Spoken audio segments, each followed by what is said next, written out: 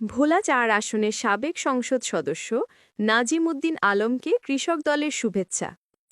ভোলা ৪ আসনের সাবেক সংসদ সদস্য ও বিএনপির কেন্দ্রীয় নির্বাহী কমিটির সদস্য নাজিম উদ্দিন আলম তার নির্বাচনী এলাকায় ভোলা থেকে চরফ্যাশন যাওয়ার পথে লালমোহন উপজেলা কৃষক দলের পক্ষ থেকে শুভেচ্ছা ও অভিনন্দন জানান। শনিবার লালমোহন উপজেলা বিএনপি কার্যালয়ের সামনে এই শুভেচ্ছা বিনিময় অনুষ্ঠিত হয়।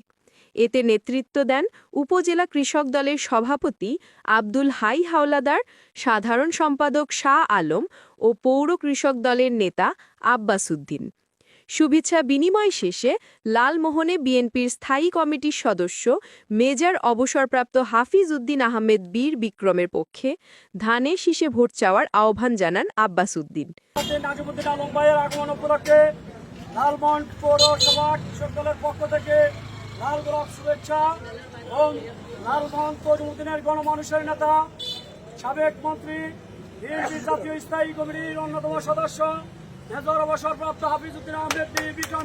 তিনি বলেন, আপনারা কেউ নেতা নন, তবে কারো ভাই, কারো সন্তান।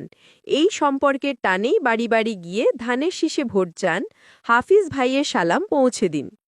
এ সময় জেলা কৃষক দলের সভাপতি, সাধারণ সম্পাদক সহ বিভিন্ন নেতৃবৃন্দ উপস্থিত ছিলেন।